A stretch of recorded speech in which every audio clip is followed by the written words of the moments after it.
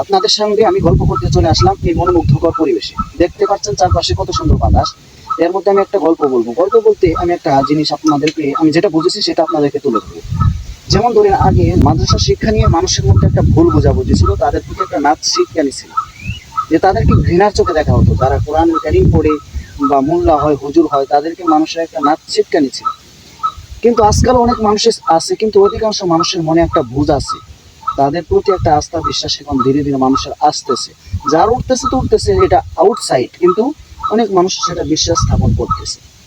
দেখেন আল্লাহ কিভাবে জিনিসটাকে ঘুরায় দেয়। আগে হুজুররা চাকরি পাইতো না, কি খাবে, কি করে খাবে, এই চিন্তা মানুষ হুজুরদেরকে নিয়ে করতো, যে তাদের কাছে কিছু দেওয়া যাবে না, আসলে তারা কি করে খাবে, যারা কোরআন পড়ে তারা টাকা তুলে তুলে খায়, এই সমস্ত মানুষের একটা ধ্যান ধারণা ছিল।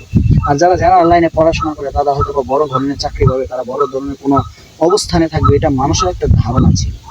কিন্তু আজকাল একটা বিষয় লক্ষ্য করে দেখছেন, যারা যারা লাইনে পড়তেছে হয়তো বা চাকরি পাইতেছে, কিন্তু অধিকাংশ কিন্তু চাকরি পাইতেছে না।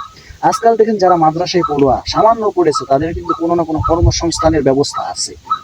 আপনি লক্ষ্য করে দেখেন, আপনি আশেপাশে খোঁজ নিয়ে দেখেন, একটা মাদ্রাসা পড়ুয়া ছাত্র আজ বসে নেই। একবার 100%-এর মধ্যে 95% কোনো না কোনো কর্মসংস্থানের ভিতরে আছে। কিন্তু অনেক জানার শিক্ষিত বসে আছে, এবং কি অনেক এই টুপিওয়ালায় অনেক জানার শিক্ষিতকে মাদ্রাসার লাইনে চাকরি দিয়ে তাদেরকে সংসার চালানোর মতো ব্যবস্থা করে দিতেছে।